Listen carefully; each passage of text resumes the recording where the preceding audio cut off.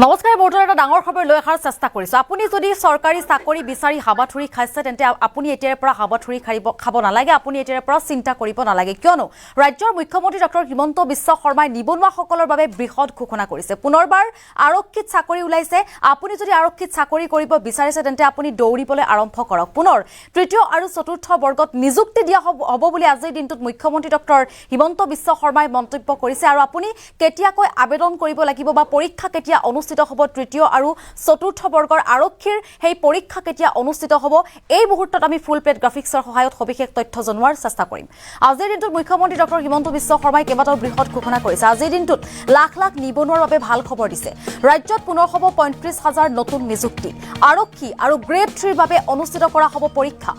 আৰক্ষীৰ বাবে তিনিটা পৰ্যায়ত অনুষ্ঠিত হ'ব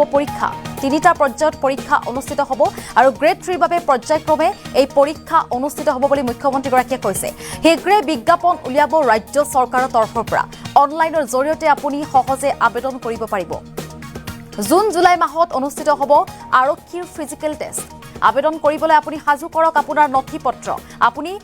নথিপত্ৰ সাজু কৰিবলৈ আৰম্ভ কৰক ৰাজ্যৰ লাখ লাখ নিবনুৱাক আজিৰ দিনটোত মুখ্যমন্ত্ৰীগৰাকীয়ে ভাল খবৰ দিছে আপুনি যদি আৰক্ষীত চাকৰি কৰিবলৈ আপোনাৰ যদি মন আছে তেন্তে আপুনি এতিয়াৰ পৰা দৌৰিবলৈ আৰম্ভ কৰক মুখ্যমন্ত্ৰীগৰাকীয়ে এই নিৰ্দেশনা দিছে ৰাজ্যৰ লাখ লাখ নিবনুৱাক গতিকে আজিৰ দিনটোত বৃহৎ ঘোষণা কৰিছে তৃতীয় আৰু চতুৰ্থ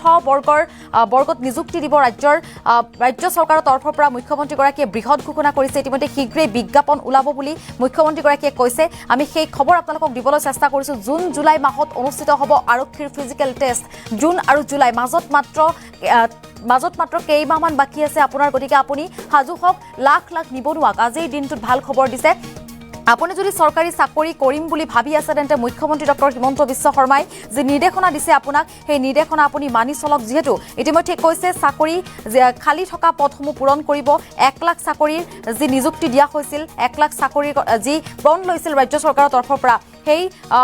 সেই পনৰ পাছতে ৰাজ্য চৰকাৰৰ তৰফৰ পৰা পুনৰ আজিৰ দিনটোত বৃহৎ ঘোষণা কৰা হৈছে 1 লাখ নিযুক্তি সম্পূৰ্ণ হোৱাৰ দিশে হিমন্ত বিশ্ব শৰ্মা চৰকাৰ আবেদন কৰিবলৈ আপুনিও সাজু হওক জুন জুলাই মাহত আৰু নতুনকৈ ওলাব ৩৫,০০০ চাকৰিৰ বিজ্ঞাপন ইতিমধ্যে ৰাজ্য চৰকাৰৰ তৰফৰ পৰা কোৱা হৈছে অসম আৰক্ষীত নতুনকৈ চাকৰি ওলাব যদি আপুনি আৰক্ষীত চাকৰি কৰিব বিচাৰিছে তেন্তে আপুনি আবেদন কৰিবলৈ সাজু হওক তৃতীয় আৰু চতুৰ্থ বৰ্গৰো হ'ব নিযুক্তি পৰীক্ষা কেতিয়া হ'ব তাৰিখ ঘোষণা কৰা নাই ইতিমধ্যে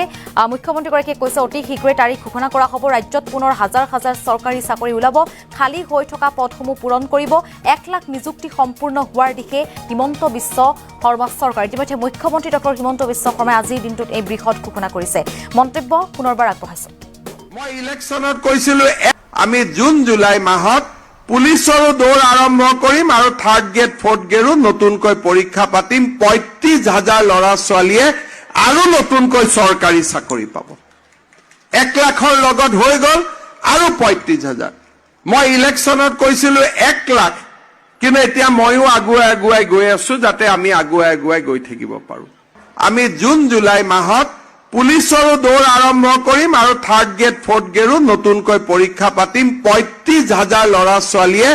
আৰু নতুনকৈ চৰকাৰী চাকৰি পাব 1 লাখৰ লগত হৈ গ'ল আৰু ৩৫,০০০ মই ইলেকশ্যনত কৈছিলো 1 লাখ কিন্তু এতিয়া ময়ো আগুৱাই গৈ আছো যাতে আমি আগুৱাই গৈ থাকিব পাৰো আমি জুন জুলাই মাহত পুলিচৰো দৌৰ আৰম্ভ কৰিম আৰু 3rd গ্ৰেড 4th গ্ৰেডৰো নতুনকৈ পৰীক্ষা পাতিম ৩৫,০০০ ল'ৰা ছোৱালীয়ে আৰু নতুনকৈ চৰকাৰী চাকৰি পাব 1 লাখৰ লগত হৈ গ'ল আৰু ৩৫,০০০ মই ইলেকশ্যনত কৈছিলো 1 লাখ কিন্তু এতিয়া ময়ো আগুৱাই গৈ আছো যাতে আমি আগুৱাই গৈ থাকিব পাৰো আমি জুন জুলাই মাহত পুলিচৰো দৌৰ আৰম্ভ কৰিম আৰু 3rd গ্ৰেড 4th গ্ৰেডৰো নতুনকৈ পৰীক্ষা পাতিম ৩৫,০০০ ল'ৰা ছোৱালীয়ে আৰু নতুনকৈ চৰকাৰী চাকৰি পাব 1 লাখৰ লগত হৈ গ'ল আৰু ৩৫,০০০ মই ইলেকশ্যনত কৈছিলো 1 লাখ কিন্তু এতিয়া ময়ো আগুৱাই গৈ আছো যাতে আমি আগুৱাই গৈ থাকিব পাৰো আৰু এই মন্তব্য আছিলে মুখ্যমন্ত্ৰী ডক্টৰ হিমন্ত বিশ্ব শৰ্মাৰ আজিৰ দিনটোত যেহেতু নিবনুৱাসকলক ভাল খবৰ দিছে নিবনুৱাসকলক যি নিৰ্দেশনা দিয়া হৈছে সেই নিৰ্দেশনা অতি শীঘ্ৰে তেওঁলোকে মানি চলক আৰু তেওঁলোকে এতিয়াৰ পৰা চৰকাৰী চাকৰিৰ বাবে হাৱাথুৰি খাব নালাগে জুন জুলাই মাহত সংস্থাপন দিয়াৰ কথা কৈছে মুখ্যমন্ত্ৰীগৰাকীয়ে লগতে আজিৰ দিনটোত লাখ লাখ যুৱক যুৱতীক ভাল খবৰ দিয়াৰ লগতে আজিৰ দিনটোত ৰাজ্যৰ লাখ লাখ হিতাধিকাৰীৰ বাবেও ভাল খবৰ দিছে ইতিমধ্যে ৰাজ্যৰ বিভিন্ন প্ৰান্তত ৰেচন কাৰ্ড বিতৰণ কৰা হৈ আছে বিভিন্ন নেতা মন্ত্ৰীৰ উপস্থিতিত ৰেচন কাৰ্ড বিতৰণ কৰিছে আৰু সেই ৰেচন কাৰ্ড লাভ কৰাৰ পাছত হিতাধিকাৰীয়ে কেইবাটাও বৃহৎ সুবিধা লাভ কৰিব কি সুবিধা লাভ কৰিব ইতিমধ্যে মুখ্যমন্ত্ৰীগৰাকীয়ে কৈছে ৰেচন কাৰ্ড থকা হিতাধিকাৰীয়ে লাভ কৰিব বিনামূলীয়া চিকিৎসা সেৱা 5 লাখ টকা পৰ্যন্ত লাভ কৰিব বুলি ইতিমধ্যে কৈছে ৰাজ্য চৰকাৰৰ তৰফৰ পৰা বিনামূলীয়া চিকিৎসাৰ পৰা আদি কৰি বিনামূলীয়া চিলিণ্ডাৰ পৰ্যন্ত লাভ কৰিব যিসকলৰ ৰেচন কাৰ্ড আছে কি সুবিধা লাভ কৰিব আমি সেই মন্তব্য আগবঢ়াইছো যিসকল লোকে ৰেচন কাৰ্ড পাইছে তেওঁলোকে প্ৰধানমন্ত্ৰীৰ আয়ুষ্মান ভাৰত আৰু মুখ্যমন্ত্ৰীৰ আয়ুষ্মান অসম আঁচনিৰ অধীনত বছৰি 5 লাখ টকালৈকে বিনামূলীয়া চিকিৎসাৰ সুবিধা পাব লগতে তেওঁলোকক আমি উজ্জ্বলা গেছৰো হিতাধিকাৰী কৰিম তেতিয়া তেওঁলোকে 300 টকাকৈ প্ৰতি মাহত গেছৰ চিলিণ্ডাৰ ভৱিষ্যতৰ দিনত অহা 2-3 বছৰৰ ভিতৰত আমি এই ৰেচন কাৰ্ড থকা পৰিয়ালৰ মুৰব্বীজনক প্ৰধানমন্ত্ৰীৰ বীমা দুৰ্ঘটনা আৰু প্ৰধানমন্ত্ৰীৰ যিটো মৃত্যু ইঞ্চুৰেঞ্চ স্কিম আছে সুৰক্ষা যোজনা এই তাৰ আমি বিনামূলীয়া হিতাধিকাৰী কৰিব খুজিম যাতে প্ৰত্যেকটো পৰিয়ালত এটা সুৰক্ষা থাকে পঞ্চমতে আমি অহা বছৰ অৰুণোদয় আঁচনিটো ৰিষ্ট্ৰাকচাৰ কৰিব খুজিছোঁ যাতে প্ৰত্যেক ৰেচন কাৰ্ড থকা পৰিয়ালত লাহে লাহে আমি অৰুণোদয় আঁচনি দিব পাৰোঁ তাৰমানে অসমত 52 লাখ পৰিয়ালৰ হাতত ৰেচন কাৰ্ড আছে 52 লাখ অৰুণোদয় একেবাৰে নহ'ব কিন্তু 2-3 লাখকৈ যদি প্ৰত্যেক বছৰে আমি হিতাধিকাৰী বঢ়াই যাওঁ তেতিয়ালে 2026-27 চনত আমি আমাৰ লক্ষ্যত উপনীত হ'ব পাৰিম ইয়াক কয় সেচুৰেশ্যন বুলি তাৰমানে 100%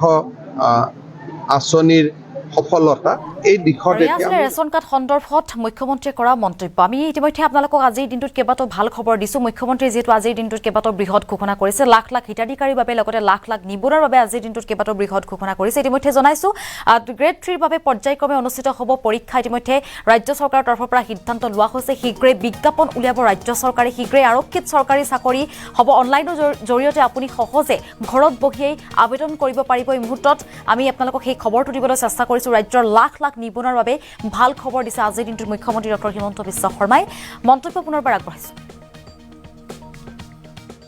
জুলাই মাহত পুলিচৰো দৌৰ আৰম্ভ কৰিম আৰু 3rd গ্ৰেড 4th গ্ৰেডো নতুনকৈ পৰীক্ষা পাতিম 35,000 ল'ৰা ছোৱালীয়ে আৰু নতুনকৈ চৰকাৰী চাকৰি পাব 1 লাখৰ লগত হৈ গ'ল আৰু 35,000 মই ইলেকশ্যনত কৈছিলোঁ 1 লাখ কিন্তু এতিয়া ময়ো আগুৱাই গৈ আছো যাতে আমি আগুৱাই গৈ থাকিব পাৰোঁ আমি জুন জুলাই মাহত পুলিচৰো দৌৰ আৰম্ভ কৰিম আৰু 3rd গ্ৰেড 4th গ্ৰেডো নতুনকৈ পৰীক্ষা পাতিম 35,000 ল'ৰা ছোৱালীয়ে আৰু নতুনকৈ চৰকাৰী চাকৰি পাব 1 লাখৰ লগত হৈ গ'ল আৰু 35,000 মই ইলেকশ্যনত কৈছিলোঁ 1 লাখ কিন্তু এতিয়া ময়ো আগুৱাই গৈ আছো যাতে আমি আগুৱাই গৈ থাকিব পাৰোঁ আমি জুন জুলাই মাহত পুলিচৰো দৌৰ আৰম্ভ কৰিম আৰু 3rd গ্ৰেড 4th গ্ৰেডো নতুনকৈ পৰীক্ষা পাতিম 35,000 ল'ৰা ছোৱালীয়ে আৰু নতুনকৈ চৰকাৰী চাকৰি পাব 1 লাখৰ লগত হৈ গ'ল আৰু 35,000 মই ইলেকশ্যনত কৈছিলোঁ 1 লাখ কিন্তু এতিয়া ময়ো আগুৱাই গৈ আছো যাতে আমি আগুৱাই গৈ থাকিব পাৰোঁ আমি জুন জুলাই মাহত পুলিচৰো দৌৰ আৰম্ভ কৰিম আৰু 3rd গ্ৰেড 4th গ্ৰেডো নতুনকৈ পৰীক্ষা পাতিম 35,000 ল'ৰা ছোৱালীয়ে আৰু নতুনকৈ চৰকাৰী চাকৰি পাব 1 লাখৰ লগত হৈ গ'ল আৰু 35,000 মই ইলেকশ্যনত কৈছিলোঁ 1 লাখ